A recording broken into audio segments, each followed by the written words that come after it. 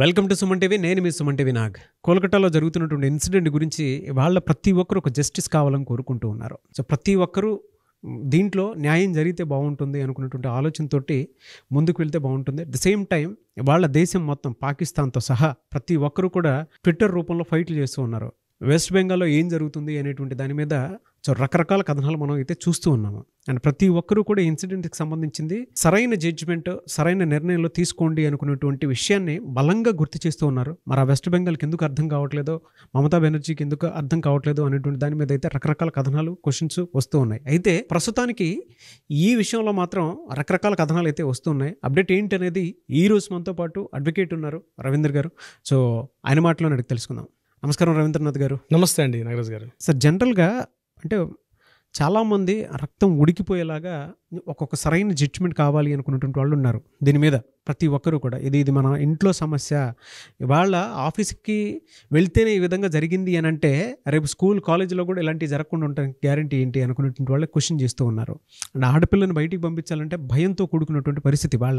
Even ప్రపంచ దేశాలు కూడా ట్వీట్లు జరుగుతున్నాయి అని అంటే పాకిస్తాన్ లాంటి దేశాలు కూడా దీనికి సరైన జడ్జిమెంట్ కావాలి అని చెప్పేసి భావిస్తూ ఉన్నారు.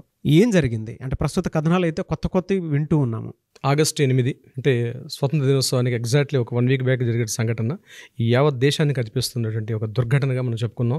దీని గురించి ప్రాథమిక సమాచారం మేరకు మనం ఇంత గతంలో ఒక వీడియో చేసాం, కానీ రోజుకు ఒక ఎపిసోడ్ కనిపిస్తుంది దీని మీద.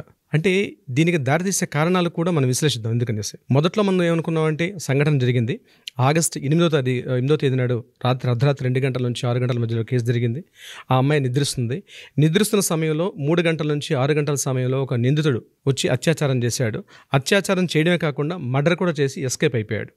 ఇమీడియట్గా విషయాన్ని 6 గంటలకు తెలిసింది. 7 గంటలకు పోలీసులు ఎంటర్ అయ్యారు.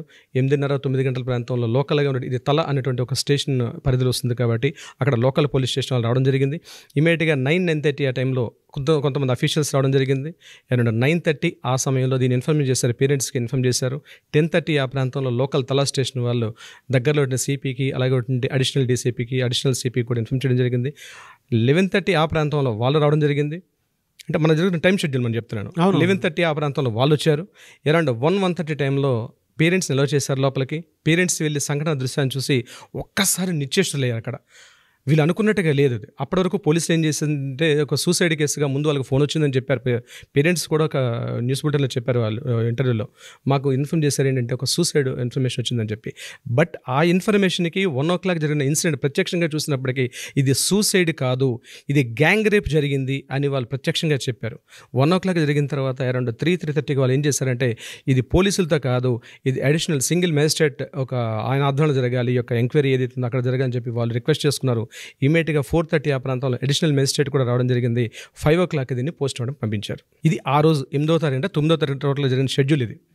సో 5:30కి పోస్ట్ మార్టం రిపోర్ట్ వెళ్ళిన తర్వాత అక్కడ నుంచి పరిణామాలు టకటక జరిగిపోయాయి అనమాట. అక్కడ ముందే అనుకున్నారు ఒక సస్పెక్ట్ చేసామండి, మేము ఎంక్వైరీ చేసాం, బ్లూటూత్ ఆనవాళ్ళని మేము ఎవిడెన్స్ కారణంగా సంజయ్ రాయ్ అనే ఒక వ్యక్తిని మేము సస్పెక్ట్ చేసాం, అతనే దోషి అని చెప్పి వాళ్ళు అతనే దీనిగా ఉన్నాడని చెప్పి సస్పెక్ట్ అతనని చెప్పి అతన్ని ఇమీడియట్గా రిమాండ్లో తీసుకోవడం, అతన్ని పోలీస్ ఇంటరాగేషన్లో తీసుకున్నారు. ఇది ఫస్ట్ స్టేజ్లో జరిగిన స్టెప్ ఇది. కానీ తర్వాత ఏం జరిగింది, ఎక్కడైతే సంఘటనా స్థలం జరిగిందో ఆ సంఘటనా స్థలంలో ఉన్నటువంటి సిచ్యువేషన్స్ ఏదైతే ఉన్నాయో ఇమీడియట్గా అక్కడ ఉన్న వాల్ రినోవేషన్ చేయడం, మిగిలినటువంటి ఆనవాళ్ళు ఏవైతే ఉన్నాయో వాటిని చెరిపేసే ప్రయత్నం చేయడం.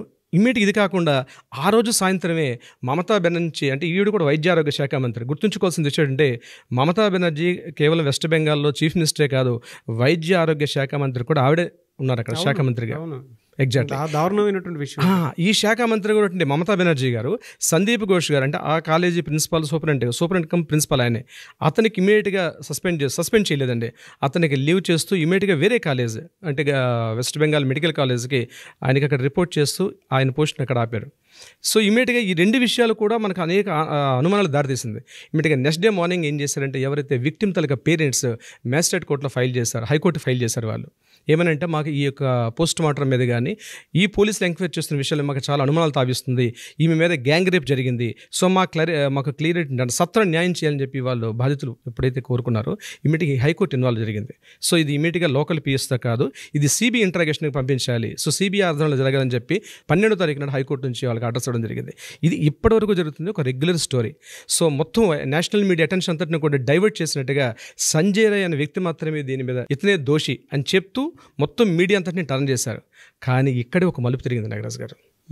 రీసెంట్గా నేషనల్ ఇన్ఫర్మేషన్ టెక్నాలజీ బ్రాడ్కాస్టింగ్ సెక్రటరీగా ఉన్నటువంటి అమిత్ మాల్యా ఒక ఆడియో టేప్ను రిలీజ్ చేశాడు. ఆ టేపులో ఏముందంటే, ఎవరైతే విక్టిమ్గా ఉన్నటువంటి ఈ బాధితురాలు తను ఏదో తెలియని విషయాన్ని ఆ కాలేజీకి సంబంధించి ఒక సీక్రెట్స్ న్యూస్ని తెలుసుకుంది. అంటే సందీప్ ఘోష్గా ఉన్న ప్రిన్సిపాల్ ఈ కాలేజీలో అక్రమాలు జరుగుతున్నాయి, ఒక సెక్స్ రాకెట్ జరిగిందని, అంతేకాకుండా మానవ అవయవాలు ఉంటాయి కదా, హ్యూమన్ ఆర్గానిజమ్స్, ఈ వీటిని కూడా ఎక్స్పోర్ట్స్ ఇంపోర్ట్స్ జరిగాయని చెప్పి సందీప్ ఘోష్ అని ఏదైతే కాలేజీ ప్రిన్సిపాల్ ఉన్నాడో మెడికల్ కాలేజ్ స్టూడెంట్స్ దగ్గర నుంచి కరప్షన్ అంటే లంచాలు వసూలు చేస్తున్నాడని, ఈవెన్ ప్రాక్టికల్స్ జరిగేటప్పుడు కూడా స్టూడెంట్స్ నుంచి అనధికారికంగా కూడా కొంత ఫండ్స్ని కలెక్ట్ చేస్తున్న ఇన్ఫర్మేషన్ ఆడియో టేపులో వినిపించడం జరిగింది. ఎప్పుడైతే అమిత్ మాల్యా రిలీజ్ చేసిన ఆడియో టేపు లీక్ అయిందో బాధితురాలు పేరెంట్స్ ఏదైతే చెప్తున్నటువంటి దీనికి చాలా దగ్గర సంబంధం కలిగింది. అయితే సిబిఐకి వచ్చే ముందు ప్రైమరీ లోకల్ పోలీస్ స్టేషన్లో ఏదైతే ఇన్ఫర్మేషన్ జరిగిందో వీళ్ళు చెప్పేది పూర్తిగా అబద్ధం అన్నది కొత్త అనుమానాలు దారితీసింది. ఎప్పుడైతే ఆడియో టేప్స్ బయటకు వచ్చాయో టోటల్గా ఎంటర్ నేషనల్ మెడికల్ కాలేజ్ సంబంధించిన అంటే కలకత్తా సంబంధించిన వాళ్ళందరూ కూడా అలర్ట్ అయ్యి రీసెంట్గా దాడులకు దిగడం జరిగింది. ఇదే మాత్రం కాదు, ఒక 60 నుంచి 70 మంది కొంతమంది దుండగులు అటాక్ చేశారు కాలేజీ మీద.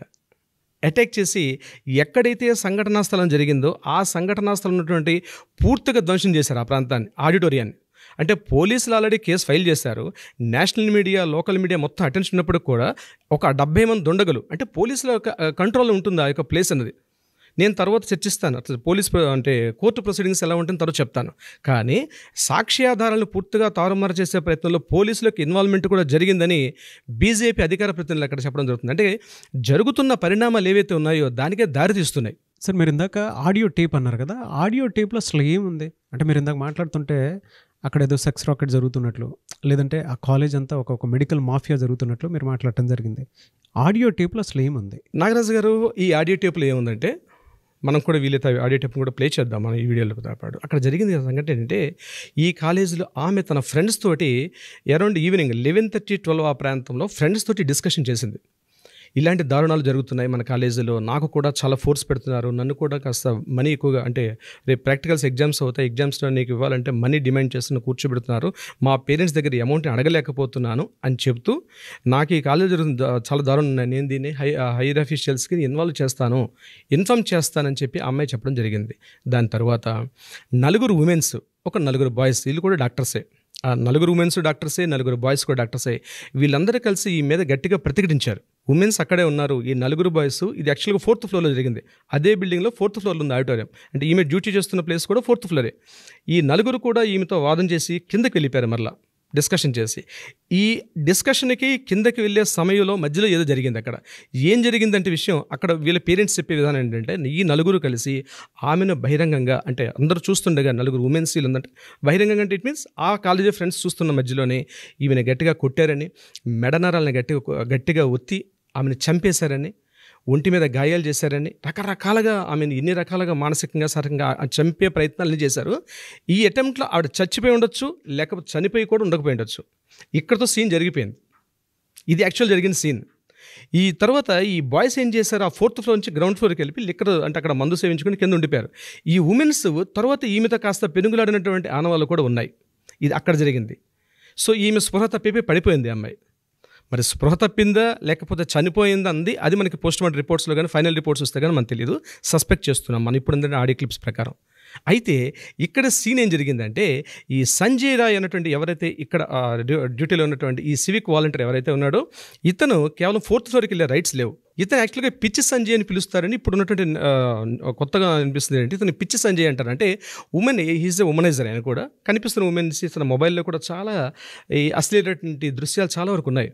ఈ సంజయ్ వాళ్ళు పిలిపించారని కాస్త పైన ఫ్లోర్లో ఉన్నటువంటి దాన్ని క్లీనింగ్ చేసేసి అమ్మాయిని పక్కకు పెట్టామని చెప్పారని, ఈ సంజయ్ రాయ్ 4th ఫ్లోర్ పైకి, అంటే పర్మిషన్ లేకపోయినా సంజయ్ రాయ్ 4th ఫ్లోర్ పైకి వెళ్ళి ఎక్కడైతే విక్టిమ్ అంటే ఈ దారుణం జరిగిన ఆ సంఘటనలో ఆ అమ్మాయిని విగత జీవులుగా చూసినటువంటి ఆ అమ్మాయిని తను చనిపోయిన శవాన్ని తను సెక్స్ చేసి తను మరింత భయంకరంగా తన యొక్క పైశాచికత్వాన్ని సంజయ్ రాయ్ తీర్చుకున్నాడు.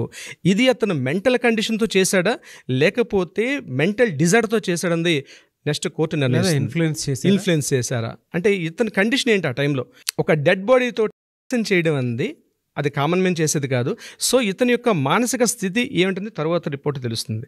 బట్ ఈ రోజు మనకు అందిన ఇన్ఫర్మేషన్ ప్రకారం ఇది జరిగింది. నాగరాజు గారు, విస్తుపోయే నిజాలు ఇవన్నీ, కళ్ళు బయర్లు కమ్మేటువంటి నిజాలు. అవునండి. అంటే మనం అప్పటిదాకా మీడియాలో వచ్చేటువంటి కథనాల ప్రకారం కానివ్వండి, లేదంటే మనం వినేటువంటి విషయాల ప్రకారం కానివ్వండి, మనం ఒకటి మాట్లాడుకుంటే ఆడియో టేప్ అనేది వాళ్ళ కొత్త విషయాన్ని వెలుగులోకి దారితీసేలా తీసింది. అంటే అక్కడ ఒక పెద్ద మెడికల్ మాఫియా నడుస్తుంది, హ్యూమన్ ట్రాఫికింగ్ నడుస్తుంది, దాంతోపాటు ఒక పెద్ద సెక్స్ రాకెట్ నడుస్తుంది అనేటువంటి విషయం తెలిసింది.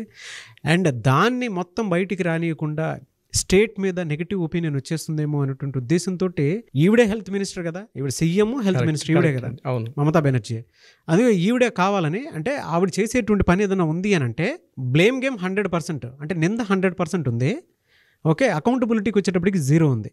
మీరు ఎంటైర్ ఈ ఇన్సిడెంట్లో కనుక మనం చూస్తే ఒక సీఎం ర్యాలీ తీసి నాకు అన్యాయం జరిగిందని చెప్పి చెప్పడం అనేది మనం ఏ స్టేట్లోనూ చూడలేదండి. కావాలనుకుంటే మన తెలుగు స్టేట్లోనే ర్యాలీ తీయడం కాదండి, ఫస్ట్ టైం సీఎం ర్యాలీ తీయడం. దీంతో పాటు వితిన్ 1 వీక్లో ఎవరైతే నిందితున్నాడో అతన్ని మేము ఉరిశిక్ష చేస్తాము, ఉరిశిక్ష తీయాలి, కోర్టులు ఈ రకంగా ఫాస్ట్గా రావాలని చెప్పి, అంటే దొంగ నడిచినట్టుంది ఇక్కడ విషయం. అవును అవును, ఏం చేస్తుంది ఇదే మన తెలుగు రాష్ట్రాల్లో గతంలో కనుక చూసుకుంటే అండి, అంటే ఇన్స్టెంట్గా ఇప్పుడు మనం చూస్తే కొన్ని ఇన్సిడెంట్స్లో రాజశేఖర రెడ్డి గారు కానివ్వండి, లేదంటే కేసీఆర్ గారు కానివ్వండి, తీసుకున్నటువంటి డెసిషన్స్ అంటే మనకి కొన్ని సమయంలో వాళ్ళు తీసుకున్నటువంటి డెసిషన్స్, వాళ్ళ గవర్నమెంట్లో జరిగినటువంటి డెసిషన్సే కరెక్ట్ ఏమో అన్న భావన కూడా కలుగుతుంది మనకి. అంటే ఇక్కడ కంపారిజన్ చేయడం అన్నది కరెక్ట్ కాకపోవచ్చు, ఎందుకంటే అక్కడ రాజకీయ సామాజిక పరిస్థితులనే ఉంటాయి. వెస్ట్ బెంగాల్ ప్రాంతం ఇప్పుడే కాదండి, 100 ఏళ్ళ నుంచి కూడా సోనాగచ్ అనే ఒక ప్రాంతం ఉంది. It's purely red light area. బాంబేలో ఎట్లయితే మనం రెడ్ లైట్ ఏరియా అంటాము, కలకట్టాలో సోనాగచ్ అంది అఫీషియల్ ఇట్స్ సెక్సువల్ రాకెట్ నడుస్తుంటుంది. అంటే సో మనం దాన్ని కంపారిజన్ చేయలేం. మన తెలుగు రాష్ట్రాలు అటువంటి సంస్కృతి లేదు. బట్ అటు వెస్ట్ సైడ్ ఉన్నటువంటి ఇన్స్టెంట్ జడ్జిమెంట్ అనేది ఇందాక 1 వీక్లో వాళ్ళని ఉరిదీయాలి, వాళ్ళు ఇచ్చేయాలి, సిబిఐ ఇన్వెస్టిగేషన్ అని చెప్పేసి ఇప్పుడు చెప్తుందని చెప్పేసి అన్నారు కదా. అవునండి, ఏం సీఎం కంపారిజన్ పాయింట్లో నుంచి చెప్పాను. జనరల్గా అంటే మన వాళ్ళే ఇంత అగ్రెసివ్గా కొన్ని విషయాల్లో డెసిషన్ తీసుకుని వెళ్ళిపోతుంటారు. అన్యాయం అంటే అన్యాయంలానే చూస్తారు. అక్కడ ఇంత హైడ్రామా నడుస్తుందంటే అంటే అకౌంటబిలిటీ 0. అంటే ఇక్కడ ఒక పాయింట్ అండి, ప్రత్యేకంగా ఇవి మెడికల్ కాలేజెస్, అంటే ప్రభుత్వం యొక్క ఆధ్వర్యంలో నడుస్తుంటే కాలేజెస్. హ్యూమన్ ట్రాఫికింగ్ కావచ్చు, సెక్స్ రాకెట్స్, ఇవన్నిటికి కూడా చాలా వరకు అడ్డాలుగా ఉన్నాయి. బయటికి రాలేదు కాబట్టి ఇప్పుడు తెలియదు. చాలా మెడికల్ కాలేజెస్ జరుగుతూ ఉంది, బట్ బయటికి న్యూస్ రాలేదు కూడా తెలియదు. అయితే ఇక్కడ మమతా బెనర్జీ అనే వ్యక్తి సీఎంగా ఉంటూ ఆ సందీప్ ఘోష్ ఎవరైతే ఉన్నారో కరస్పాండెంట్ ప్రిన్సిపాల్, అతనితోటి తను తీసుకున్న నిర్ణయాలు ఇతను సపోర్ట్ చేస్తున్నాడు. అంటే ఆ ఆడియో టేప్లో కూడా ఇంకో మాట కూడా నేను చెప్పడం మర్చాను. అందులో ఏం చెప్పారంటే ఈ సందీప్ ఘోష్కి రాజకీయ సంబంధాలు చాలా విస్తృతంగా ఉన్నాయి, అతన్ని ఎవరు ఏమీ చేయలేరు, దాన్ని రాజకీయంగా ఉండే ప్రస్తుత గవర్నమెంట్ అడ్డు పెట్టుకొని తను రెచ్చిపోతున్నాడు అన్న ఒక విషయం కూడా అందులో స్పష్టంగా ఉంది. అవునండి. సో ఇవన్నీ ఏంటంటే యాక్చువల్గా ముందున్నటువంటి సిచ్యువేషన్ వేరు, ఈ సిచ్యువేషన్స్ ఎక్కడికో దారితీస్తున్నాయి. కోర్టు ప్రొసీడింగ్స్ కానివ్వండి, లేదంటే జనరల్గా ఎలా వెళ్తే బాగుంటుంది అంటారు సార్ అసలు? అంటే యాక్చువల్గా జనరల్గా ఈ అత్యాచారం, హత్య ఇటువంటి సంఘటనలో కోర్టు కొన్ని ప్రొసీడింగ్స్ ఉంటాయండి. అంటే కోర్టు స్టెప్స్ ఎలా ఉంటాయి, 1 by 1 స్టెప్స్. ఫస్ట్ స్టెప్ ఏముంటుంది, ఎఫ్ఐఆర్ నమోదు చేయడం. అంటే సంఘటన ఐడెంటిఫై చేయగానే ఫస్ట్ ఎఫ్ఐఆర్ నమోదు చేయడం ఉంది ఫస్ట్ ఇన్స్టెంట్. సో ఎఫ్ఐఆర్ తర్వాత సమాచార సేకరణ, అంటే ఇన్ఫర్మేషన్ గ్యాదర్ చేస్తారు పోలీస్ డిపార్ట్మెంట్ వాళ్ళు. ఫస్ట్ నెక్స్ట్ స్టెప్లో జరిగేది సమాచార సేకరణలో ఏమవుతుంది, ఆ హత్య జరిగిన సంఘటన స్థలాన్ని పరిశీలించడం, అక్కడ ఏవైనా సాక్ష్యాలు దొరుకుతాయా, అంటే ప్రిలిమినరీ ఎవిడెన్సెస్ అన్నీ కలెక్ట్ చేస్తారు. దీని తర్వాత ఫోరెన్సిక్ వాళ్ళని పిలిపిస్తారు. దాని నెక్స్ట్ మరలా ఈ థంబ్ ఇంప్రెషన్స్ వాళ్ళని తీసుకుంటారు, అక్కడ వేలిముద్ర నిపుణులను తీసుకోవడం, ఫోరెన్సిక్ వాళ్ళని తీసుకోవడం, ఇవి ప్రైమరీ స్టేజ్లో అయిపోతుంది. దీని నెక్స్ట్ డిఎన్ఏ టెస్టులు తీసుకొస్తారు. అత్యాచార బాధితురాలను కానీ బాధితురాలు సంబంధించినటువంటి ఆనవాళ్ళు ఏమైనా ఉంటే అక్కడ ఉంటే కూడా తీసుకుంటారు. ఇవన్నీ అయిన తర్వాత ఎవరైతే నిందితుడిని సస్పెక్ట్ చేస్తారో అతన్ని పోలీస్ స్టేషన్లో రిమాండ్కి తీసుకెళ్తారు. స్టేషన్లో మన కోర్టులో సబ్మిట్ చేస్తారు. కోర్టు ఆయనకి బేస్డ్ ఆన్ ద కేసు ప్రకారం మినిమం 14 days నుంచి పైకి రిమాండ్ విధిస్తారు. ఇదంతా ఒక పార్ట్. దీని తర్వాత ఛార్జ్షీట్ ఫైల్ చేస్తారు. ఛార్జ్షీట్ ఫైల్ అయిన తర్వాత మొత్తం కేసు ఎవిడెన్స్ అన్నీ కూడా టోటల్ ఎవిడెన్స్ అంతా కూడా పీపీకి సబ్మిట్ చేస్తారు, అంటే పబ్లిక్ ప్రాసిక్యూటర్కి. సో పబ్లిక్ ప్రాసిక్యూటర్ అని అప్పుడు ఎంటర్ అవుతారు ఈ కేసులోకి. ఇదంతా ప్రాసెస్ జరగడానికి it will take minimum 3 months నుంచి మ్యాక్సిమం ఎక్కడ టైం మెన్షన్ చేయలేదు. నాకు అది గుర్తుపెట్టుకోవాలంటే ఇక్కడే తప్పు జరుగుతుంటాయి. ఇక్కడే ప్రధానంగా కోర్టుల్లో తప్పులు ఎక్కడ జరుగుతాయి అంటే కోర్టు నిర్దేశించాలి. ఇక్కడ మినిమం 3 months అని చెప్తుంది, మ్యాక్సిమం తెలియదు. కోర్టులో వాడు రిమాండ్లో ఉంటాడు, వాడు ఇయర్స్ టుగెదర్ రిమాండ్లో ఉంటాడు. ఆ రిమాండ్ని పొడిగిస్తుంటారు. ఏమంటారు పోలీసులు, మేము ఛార్జ్షీట్ ఫైల్ చేయి, ఇంకా ఈ సేకరిస్తున్నాం అంటారు. ఎందుకు ఫాస్ట్ ట్రాక్ కోర్టులు ఎందుకు ఇలాంటి సమయాల్లో ఫాస్ట్ ట్రాక్ కోర్ట్స్ అంది జడ్జి అదే ఇందాక మనం చెప్తున్నాం, లాస్ట్ టైం కూడా వీడియోలు చెప్పాం మనం. ఫాస్ట్ ట్రాక్ కోర్ట్స్ అన్నీ వస్తుందండి. బట్ ఈ సాక్ష్యాల సేకరణలో అలాగే ఈ మెడికల్ ఎవిడెన్సెస్ కావచ్చు, లేకపోతే ఫిజికల్ ఎవిడెన్స్, వీటన్నిటిని కూడా వాళ్ళు అక్కడ మనం ట్రయల్స్ చేస్తాం కోర్టులో ట్రయల్స్ చేసేటప్పుడు ప్రతి వ్యక్తి వచ్చి, ఈవెన్ దో ప్రతి డాక్టర్ అక్కడ ఫిజికల్ ప్రత్యక్ష సాక్షులు ఎవరున్నారు, పరోక్ష సాక్షులు ఎవరున్నారు, వీళ్ళందరూ కూడా వచ్చి ఎవిడెన్సెస్ చెప్పడం ఉంటుంది. ఈ ఎవిడెన్సెస్ చెప్పడం అది ఇయర్స్ టుగెదర్ నడుస్తూ ఉంటుంది ట్రయల్స్లో. పబ్లిక్ ప్రాసిక్యూటర్ సబ్మిట్ చేస్తాడు, ఆపోజిట్ వాళ్ళు వస్తుంది. ఇదంతా ఎంత ఫాస్ట్ ట్రాక్ అనుకునేటప్పుడు కూడా ఈ ట్రయల్స్ నడుస్తూనే ఉంటాయి. ఇక్కడ ఏం జరుగుతాయి, సాక్ష్యాలు తారుమారు అవుతాయి. ఇప్పుడు ఈరోజు కొట్లాడుతున్న మన కలకత్తా కేసు విషయానికి వస్తే వీళ్ళందరూ ఎందుకు ఫైట్ చేస్తున్నారు, ఇంతమందిగా మెడికల్ కాలేజ్ స్టూడెంట్స్ ఎందుకు వచ్చి ఫైట్ చేస్తున్నారంటే మాకు సత్వర న్యాయం కావాలి. ప్రపంచ దేశాలు కూడా ఒక తాటిపైకి వచ్చేసి ఫైట్ చేస్తున్నాయి. అవునండి, ఎగ్జాక్ట్. మనకు అగెనిస్ట్ గా ఉండేటువంటి పాకిస్తాన్ కూడా ఇవాళ ట్విట్టర్లో ఫైట్ అంటే అది న్యాయం జరగాలి. ఇక్కడండి దేశం అన్నది మనం బౌండరీస్ గీసుకున్నాం, బట్ వ్యక్తులు ఒకటే కదా, ఎక్కడైనా ప్రపంచం అంతా ఒకటే కదండి. ప్రపంచంలో మనుషులందరూ ఒకటే, ఫీలింగ్స్ ఒకటే ఉంటాయి, ఎమోషన్స్ ఒకటే ఉంటాయి. సరే అవి పరిస్థితులు మారుతాయి. పాకిస్తాన్ మనం సపోర్ట్ చేయడం కూడా ఒక విధంగా అప్రిషియేట్ చేయాల్సిందే మనం. ఈ విషయం ప్రపంచ దేశాలు, కెనడా లాంటివి కూడా, ప్రపంచ దేశాలు కూడా. అయితే ఇక్కడ మనం కోర్టు విషయానికి వస్తే సత్వర న్యాయం జరగాలి అంటే చట్టాల యొక్క రూపకల్పన మార్చాలి ఇటువంటి సంఘటనలో. ఎందుకంటే టైం ఇస్తే ఏమవుతుందంటే డేస్ తీసుకున్న కొద్దీ ఈ సాక్ష్యాలు తారుమారు అయిపోతాయి. జరగాల్సినటువంటి న్యాయం జరగదు, బాధితులుగా న్యాయం జరగదు. దీని సొల్యూషన్ ఏంటి, ఏం చేస్తే బాగుంటుంది సొల్యూషన్? ఒకటేనండి, ఇటువంటి సంఘటన జరగగానే ఇమ్మీడియట్గా దీనికి ఒక స్పెషల్ ఒక జ్యుడిషియరీ ఒక ఫారం ఉండాలి, ఒక స్పెషల్ జ్యుడిషియరీ ఫారం. ఇందాక లాస్ట్ టైం మీరు ఒక వీడియోలో మంచి వీడియో చెప్పి ఒక మంత్రిత్వ శాఖ ఉండాలన్నారు మీరు. ఒక స్పెషల్ ఒక మంత్రిత్వ శాఖ ఉండాలండి. ఆరోగ్య శాఖ, ఆర్థిక శాఖ ఎలా ఉంటుందో ఇటువంటి అత్యాచార సంఘటనలు ఇట్లాంటి జరిగేటప్పుడు ఒక స్పెషల్ పోర్ట్ఫోలియో ఒకటి ఉండాలి. ఇమ్మీడియట్గా వాళ్ళు యాక్షన్ తీసుకోవాలి. దీనికి సంబంధించినటువంటి కొన్ని డిపార్ట్మెంట్స్ కొత్తగా అపాయింట్ చేయాలి గవర్నమెంట్. అవును, కొత్త డిపార్ట్మెంట్ చేసినప్పుడు ఏంటంటే ఫాస్ట్ ట్రాక్ ఏదో పెట్టేశాం కాబట్టి అక్కడ సబ్మిట్ చేసుకోండి అయిపోద్ది అంటే కుదరదు. ఖచ్చితంగా యాక్ట్లు మారాలి, ఇప్పటికైనా గుణపాఠం రావాలి. ఈరోజు మహిళలు చట్ట సవరణ జరగాల్సిందేనండి. ఈరోజు మహిళలు దేశంలో భద్రతగా ఉండాలి అంటే అది రాత్రి పగలు పనిచేస్తున్నారు కాబట్టి డే అండ్ నైట్ వర్క్ చేసే ప్లేసుల్లో ఇట్లాంటి జరిగే అవకాశాలు ఉంటాయి. కాబట్టి ఒక నిర్భయ యాక్ట్ వచ్చింది. నిర్భయ యాక్ట్ని మళ్ళీ రివిజన్ చేయాలి. ఇంకా సత్వరంగా పరిష్కారం జరిగేట్టుగా ఎన్ని అవకాశాలు ఉంటే అన్ని అవకాశాలు మనం తీసుకొని కొత్త యాక్ట్లు ఇంప్లిమెంట్ చేస్తే చాలా అద్భుతంగా ఉంటుంది. ఇది కాకుండా ఇటువంటి చేయడానికి కూడా సాహసించడానికి, ఊహించడానికి కూడా భయపడే స్థితిలో ఉన్నట్టు యాక్ట్స్. లాస్ట్ టైం కూడా మనం అనుకున్నాం, నిన్న లాస్ట్ వీడియోలో ఏమనుకున్నాం మనం, ప్రతి చోట హోర్డింగ్స్ పెట్టాలి. అవును, ప్రైమరీ ఎడ్యుకేషన్లో కూడా బేసిక్ నాలెడ్జ్ ఇవ్వాలి, లీగల్ బేసిక్ నాలెడ్జ్ ఇవ్వాలి.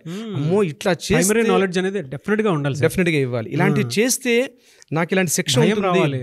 స్కూల్స్లో ఇది ఇప్పుడు ఆఫీస్ కమ్ కాలేజ్లో జరిగినటువంటి ఇన్సిడెంట్. ఇది వాళ్ళ ఒక ఆడపిల్లను బయటికి పంపించాలంటే ఎంత భయపడతారు పేరెంట్స్ అయినా సరే. ఆ కాలేజ్ కూడా పోలీస్ అవుట్ పోస్ట్లో ఉన్నటువంటి కాలేజ్ అది. ఇప్పుడు చాలా కాలేజ్ బయట ఎక్కడ ఉంటేనే కాదు, ఆ కాలేజ్కి ఒక స్పెషల్ పోలీస్ అవుట్ పోస్టే ఉంది అక్కడ. అవును సరే, ఇలాంటి వాటిల్లో ఇమీడియట్గా రిజల్ట్ రావాలి అని అంటే ఎలా వెళ్తే బాగుంటుందంటారు? అంటే లీగల్ సిస్టమ్ ప్రకారం కనుక చూస్తే మీకు తెలుసు కాబట్టి అడుగుతున్నాను. ఈరోజు మనకి సోషల్ మీడియాలో హ్యాష్ ట్యాగ్ అంది చాలా ఒక పవర్ఫుల్ వెపన్ సార్ నాగరాజ్ గారు.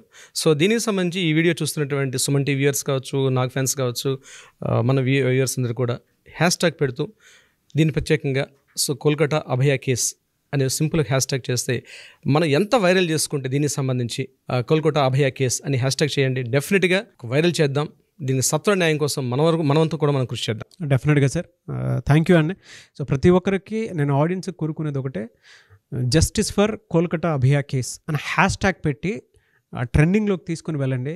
ఎందుకంటే ప్రపంచం మొత్తం ఒకసారి కదిలింది, వాళ్ళ ప్రపంచ దేశాలు కూడా కదిలే ఇన్సిడెంట్ మీద.